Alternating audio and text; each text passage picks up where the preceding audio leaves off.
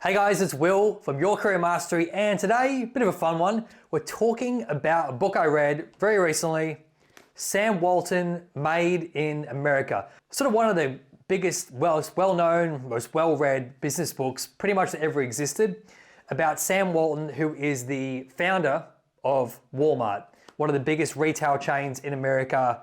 It's a pretty iconic company, even if you don't live in the States. I obviously don't live in America, I live in Australia, but everyone's heard of Walmart, everyone knows Walmart. Their market cap is like in the billions and billions of dollars. It's a massive company listed on the stock exchange in the States, but founded by this guy here, Sam Walton. And this is the book that he wrote that captures essentially his life story, but also the story about the beginnings of Walmart as a discount chain in Arkansas. So I'd always wanted to read this book, and to be honest, I'd had a crack trying to read it maybe like 6 or 7 years ago because it was sort of heralded as one of the top business books that everyone should read. I have to be honest, I'm personally not really into reading a lot of personal development or business books anymore. I really used to, I'll be honest. Now I've found a lot of them actually quite boring, and a lot of them aren't super helpful, to be honest. But when it comes to reading someone's life story, so like the Ray Kroc book about the guy that founded McDonald's, and stories like this one about Sam Walton founding Walmart, I find the stories much more interesting because you get the context on this person and their life and how they came to develop this company and grow it over time. And that's one of the key things that I learned about this book. So Sam Walton, when he founded his first Walmart, it really took him like his whole life, 40 or 50 years, to grow it from one store in Bentonville, Arkansas, United States, and grow it to like 200 stores and making billions of dollars. This was like his life's work. Many of us think in terms of our career goals, in terms of the next 2 to 3 years, 5 years, maybe even 10 years. Can you imagine working on one project over your whole life, pretty much? I mean, when it ends up making you billions and billions of dollars, why not, right? But I even personally can't imagine being interested in something that long and working in it day in, day out, obsessing over it for decade after decade after decade. I don't know what it says about our culture today that the idea of working on one business for multi-generations is daunting and looks like it would just never happen because we all live in this social media nanosecond culture. You know, I wonder if I had the right idea for a business that I started, could I stay with it for multi-generations? Hopefully, or multi-decades rather. Anyway, let's get back to the book. So it starts off with Sam Walton's life, and essentially he grew up in the States in the Great Depression. So obviously that was a crazy, tough economic period for many, many people across the United States. They're rationing food. You don't have all the luxuries of life that many of us enjoy today. And it's this thrifty attitude of Sam Walton that has really become a core philosophy of how he built his business by keeping costs, keeping expenses low, offering his customers massive value, and scaling that model across small towns all over America. And there are so many great quotes in this book that I'd love to share with you if you can bear with me sitting here and reading them, because I really think they're terrifically insightful, and you don't necessarily need to read the whole book. There's a few key quotes in here that I really think sell really the story about Sam Walton and how he was able to build Walmart into this massive enterprise that it is today. So this is one of the quotes, and bear with me, it's a little long, but this is only in the foreword of the book. So the first 5 or 6 pages, and to me really sells the story about his mission, about who he is, and really tells you a lot about who this guy's, what made up his character and his substance, and what led him to go and build Walmart. As I do look back though, I realize that ours is a story about the kinds of traditional principles that made America great in the first place. It's a story about entrepreneurship and risk and hard work and knowing where you want to go and being willing to do what it takes to get there.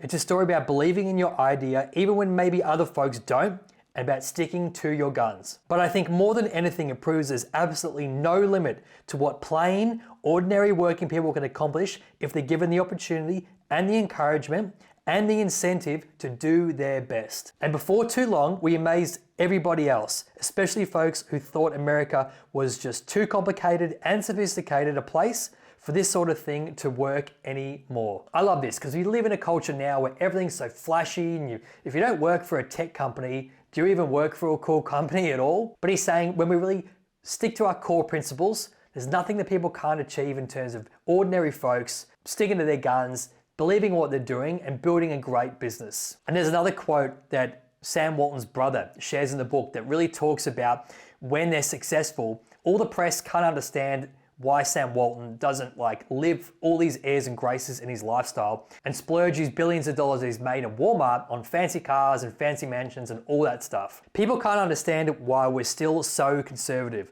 They make a big deal about Sam being a billionaire and driving an old pickup truck or buying his clothes at Walmart or refusing to fly first class. It's just the way that we were brought up. I think it's a really good lesson too, right? To show that what are we aspiring to in our lives? Are we aspiring for commercial success? Are we aspiring for, I can't even say it, are we aspiring for material success? Do we want fancy cars and flashy clothes and jewelry and all that stuff? There's nothing wrong with having all that stuff, but I think it's not to lose sight of what's most important in our lives. Maybe that's our friends, our family, our health. There's no reason why I can't have all the fun stuff along the way, but don't lose sight of what's important. And I feel like these guys really stuck to their values that were instilled in them from their upbringing, but also the circumstances of history that they lived through, like the Great Depression. And I think those values about not just splurging your money on dumb stuff, really, is a great value to have and will set you up for a lot of, I think, emotional and career success in the long term for your life. And so essentially Sam Walton in his career started off as a merchandiser in different discount retail stores in the area that he lived. And he worked in a variety of franchises that were franchise stores where you had to buy stock from guaranteed suppliers. And essentially you had to subscribe to the way of doing things that the franchise owner company dictated. But he learned the ropes about merchandising in these individual companies as a franchiser and still making good money as a franchise owner. But then he said, heck, I'm gonna go out and start my own discount store called Walmart. So once he'd learnt the ropes doing it for someone else's business, even though he was a franchise owner, he was never gonna own the total company. He said, I'm gonna apply very similar principles to starting my own company called Walmart, but starting with one store in Bentonville, Arkansas, which is actually still the HQ of Walmart even today. And he's gonna apply all the things he learned in merchandising from his retail experience, but also take all the advantages of things that he saw he could improve on from the previous role that he had owning the franchise. And here's another great quote. Here's what makes me laugh today. It would have been absolutely impossible to convince anybody back then that in 30 years, most of all the early discounters would be gone, that 3 of these 4 new chains would be the biggest, best run operators in the business, that one to fold up would be Woolco, which I assume was a really big company at the time, and that the biggest, most profitable would be the one down in Arkansas, aka Walmart. And it turned out that the first big lesson we learned, Sam Walton learned, was that there was much, much more business out there in small town America than anybody, including me, had ever dreamed of. So in his career, he found a new opportunity, that small town America wasn't being properly serviced by these big discount retail chains. And that's where he saw his opportunity to corner the market and absolutely just move harder and faster than anyone in the business or in that industry was doing so. And because of that, they were able to realize gains and steal market share and scale faster than anybody could possibly imagine, even Sam Walton. And they didn't wait to have everything figured out and finalized before they rolled out their business. They pieced it all together along the way. So how many of us in our careers have been hesitant to get started because we didn't know what the full process was going to look like? And we couldn't handle that ambiguity. We couldn't handle that not knowing, that unknown. But the key lesson here is to just get started. You'll figure out things along the way. You might be able to hire a team of people who can fill those knowledge gaps, and they can all gather insights and learn as well, feed them back into the mothership, and help your business scale and grow over time. Anyway, there's a ton of great lessons in this book. I highly recommend it. So I work for a large multinational FMCG company, or CPG company, whatever you want to call it now. And so even though I tried to read this book maybe 5 or 6 years ago, I didn't get a lot of value from it, and I didn't even finish it. But this time I actually did get a lot of value from it, understanding how our business that I work for works with large retailers and large chains like Walmart. But it's just a great story about entrepreneurship, taking risk, and about working hard. And that was the biggest takeaway for me too, is that I know personally I am never gonna start a chain like Walmart. I don't have the grit, the determination, and the energy that Sam Walton has to build a retail store, manage it on the weekends, be there late at night. In the book, he talks about having Saturday morning meetings with all of the managers of all the stores. It's a pretty big commitment, right? On a Saturday morning to get away from your family and go to a work meeting. I personally, in my role, I'm not going to work every single Saturday morning. I'm sleeping in, I'm having a coffee, I'm going to the gym, I'm hungover after a party or something. But it's great to see, it's great to get that inspiration and that insight from guys like Sam Walton, who were able to build something massive and really foster that entrepreneurial spirit that's so massive and so such an important part of American culture. But again, one of the biggest takeaways in the book, I can't even point, in the book that he talks about, and he talks about it almost obsessively all throughout the book, is about focusing on the customer and about delivering value to the customer. The main reason why he wanted to try and keep his expenses as low as possible was that so he could pass those savings onto his customers and offer lower prices than all of his competition.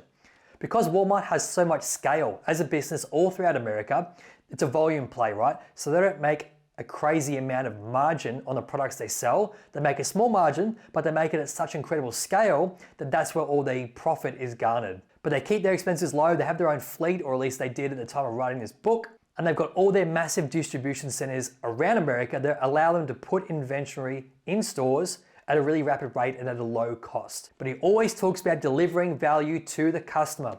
So in your career and in the business you're working for, I urge you to take Sam Walton's advice and the advice of what built Walmart into the empire it is today, and then it's about focusing on your customer and delivering the absolute most value that you can. I'm Will Vaughan for Your Career Mastery. Hope you found this video helpful. If you did, please share it. We're trying to grow this channel. I'm on a personal goal to transform 1 million careers with the Your Career Mastery channel.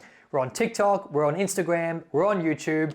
Please like the video if you've got any questions, any comments, any feedback. If you've read this book, I'd love to know what your thoughts are. Please leave them in the comments below, and I'll see you in the next video. Cheers.